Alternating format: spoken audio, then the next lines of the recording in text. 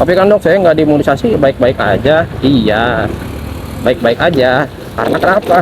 Karena lingkungannya orang-orang yang tidak imunisasi itu sudah imunisasi. Jadi dia tertutupi atau terlindungi oleh orang-orang yang sudah imunisasi.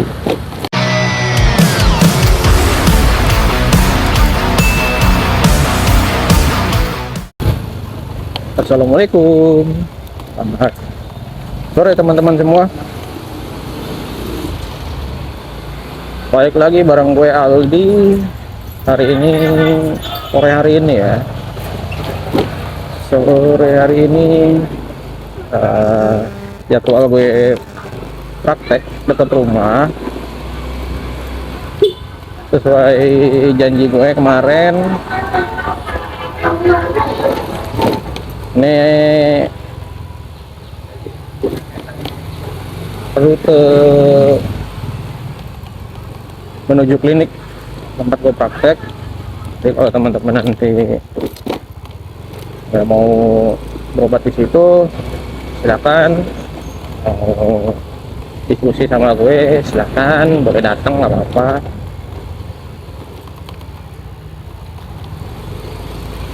Oh ya, gue praktek tuh di hari Selasa dan Jumat sore tapi.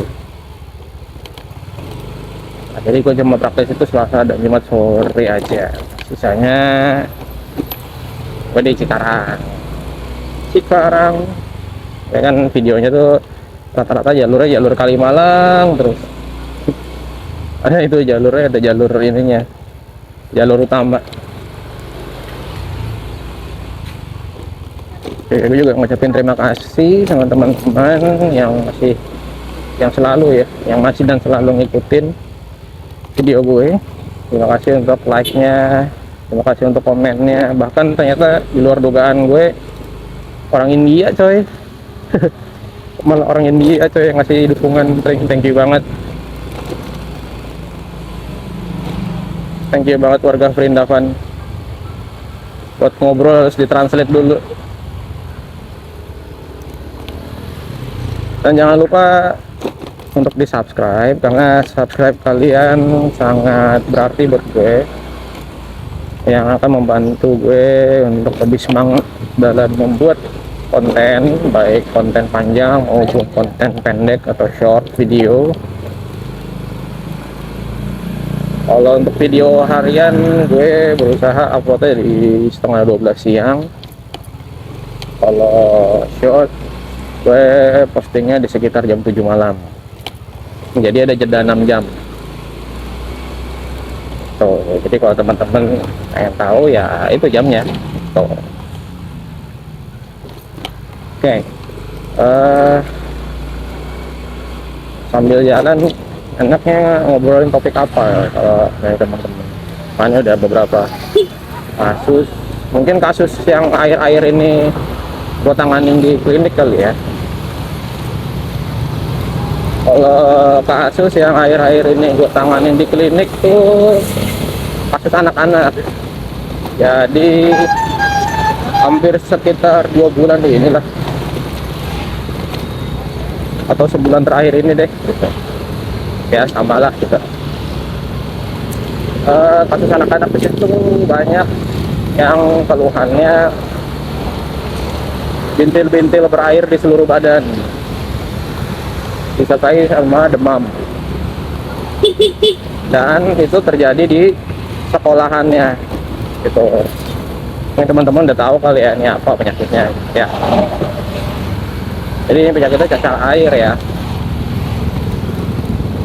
Penyakit cacar air itu disebabkan sama virus varicella.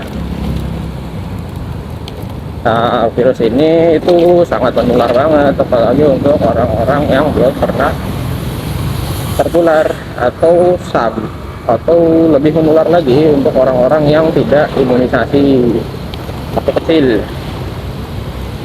Imunisasi campak tuh 9 bulan, imunisasi MR tuh usia 12 bulan, measles yang rubella.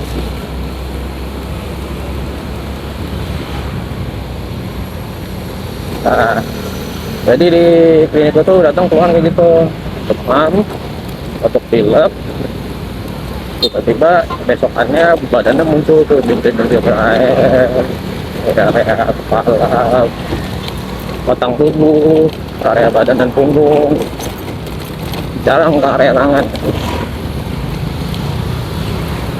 Karena kemarin ramai juga di TKI kasus cacar monyet, ya jadi kita harus pintar-pintar untuk cari tahu tuh benar cacar monyet apa cacar air aja, karena memang sama-sama sangat menular. Tapi untuk angka kematiannya memang lebih tinggi cacar air, varicella.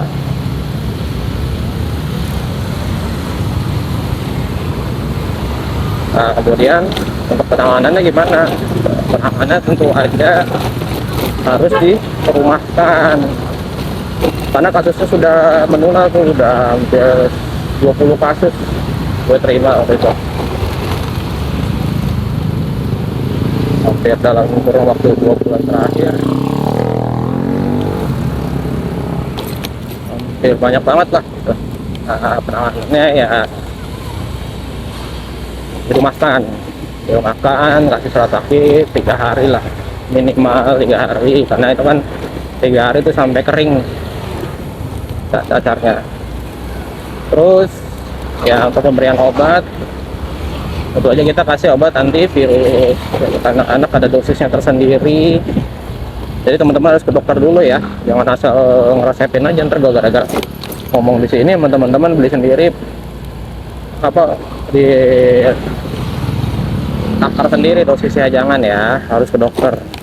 Nah, pengobatannya itu untuk antivirusnya tuh 5-6 hari. Terus untuk orang yang kena cacar harus mandi ya, wajib untuk mandi. Ini kadang-kadang nggak tahu tuh siapa yang masih tahu pertama tuh cacar jangan mandi, salah ya. Cacar harus mandi karena bintik-bintik air itu kan bisa virus, ketika pecah ya virusnya keluar dong. Nah, itu harus dibersihin dong, nggak mungkin kan kita diemin aja. Kalau misalkan kita nggak mandi ya nggak cuma virus aja, bakteri bisa nempel kan dari keringat, debu, lengket ya kan, malah nempel di luka cacarnya, gatel, digaruk. Nah, bukan cuma cacar doang, itu jadi infeksi. Itu perawatan lukanya lebih ekstra lah sih. Jadi untuk orang tua juga harus bijak ya, kalau sakit itu harus tetap mandi itu. Jadi kebersihan diri juga harus dijaga. Kalau emang nggak kuat buat mandi atau istilahnya kayak dingin menggigil, monggo di waslap gitu. Badannya dibersihin pakai kain waslap, tetap disabun, kasih waslap, apalagi di area sekitar lipatan ya, karena kalau terlalu lembab nggak dibersihin nanti malah jadi jamuran gitu. Pernah tuh pengalaman tuh orang pernah dirawat di rumah sakit karena demam berdarah, dirawat hampir seminggu nggak mandi tuh, cuma ganti baju, pas mau pulang begitu dibuka bah jamuran semua celana dalamnya ya. Jadi harus mandi. Kemudian habis itu apalagi penanganannya di rumah harus jaga jarak dulu, pakai masker, karena cacar penularannya itu nggak cuma dari si bintil air virusnya itu ya, itu bisa menularkan, dan juga bisa dari produk tubuh kayak ludah ya, cikan ludah sih tahap. Kalau keringat sih enggak, kalau bintil airnya itu bisa menularkan. Makanya kenapa harus dipisah dulu sama orang di rumah, apalagi kalau punya adik atau kakak yang belum pernah ketularan, hati-hati. Jadi dipisah dulu sampai benar-benar cacarnya kering, nggak ada. Itu butuh penanganan di rumah, jadi mandi tetap, jaga jarak dulu ya, obat-obatan diminum rutin ya, penggunaan salep untuk jaga luka cacarnya, kasih salep antibiotik boleh, atau kasih salep antivirus boleh. Itu harus sesuai anjuran dokter kesayangan kalian.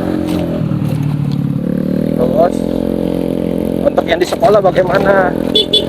Kalau kasusnya sudah terlanjur tinggi gitu ya, saran saya sih diliburin dulu ya, karena kalau nggak diliburin yang merasa nggak ketularan ternyata tiba-tiba demam, muncul lagi cacar baru libur, muncul lagi cacar baru libur gitu. Jadi nunggu orang kena cacar dulu baru libur, ini langsung penanganannya liburin dulu satu kelas itu, istilahnya diisolasi lah biar nggak menularkan ke kelas-kelas yang lain.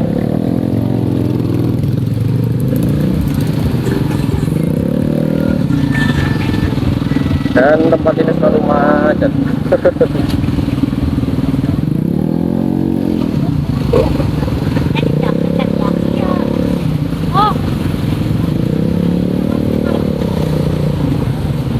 Jadi gitu untuk penanganan cacar ya, apalagi untuk orang yang sudah lansia, hati-hati, mudah tertular juga seperti anak-anak.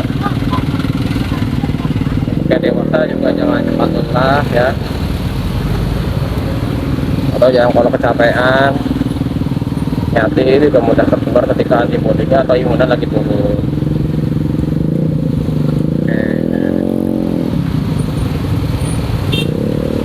Dan jangan lupa untuk imunisasi.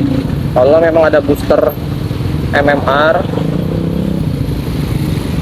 silakan, karena itu dianjurkan, karena dengan adanya kekebalan komunitas itu akan melindungi itu satu komunitas tersebut dari satu penyakit. Jadi wajib hukumnya untuk imunisasi. Dari MUI sendiri sudah mengeluarkan fatwa bahwa vaksin itu halal. Imunisasi itu adalah ikhtiar dari kita untuk mencegah terjadinya suatu penyakit ke tingkat yang lebih parah.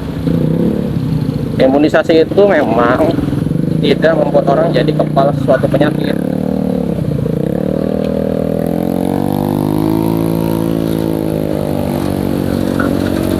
Tapi lebih kepada menjaga kita menurunkan angka kasus yang berat atau fatal. Karena dengan udah adanya imunisasi, daya tahan tubuh kita tuh udah kenal nih, ini tuh penyakit apa, ini tuh virus apa gitu, ini tuh bisa dilawan. Jadi antibodi kita udah siap untuk berperang ketika sudah diimunisasi. Jadi dampaknya tidak berat seperti orang-orang yang tidak diimunisasi seperti itu. Tapi kan dok, saya nggak diimunisasi baik-baik aja. Iya, baik-baik aja. Karena kenapa? Karena lingkungannya orang-orang yang tidak imunisasi itu sudah imunisasi. Jadi dia tertutupi atau terlindungi oleh orang-orang yang sudah imunisasi. Nah celakanya ketika terjadi outbreak atau terjadi wabah kayak gitu, kayak di sekolah, dan yang orang yang udah imunisasi kena, dan kebetulan dia yang nggak imunisasi kena, dampaknya akan lebih besar, akan lebih rame bentuk cacarnya, amit-amit sampai gejala-gejala yang lebih lanjut, sampai infeksi saluran pernapasan gitu, dan lain sebagainya lah gitu. Jadi pentingnya imunisasi bagi anak-anak itu, bahkan untuk orang dewasa juga harus ya. Jadi kalau untuk dewasa imunisasi bisa imunisasi influenza gitu. Oke, kita sudah sampai dan sudah banyak pasien kayaknya. Terima kasih untuk kalian yang sudah pantengin terus videonya. Sampai ketemu lagi di next video. Dadah.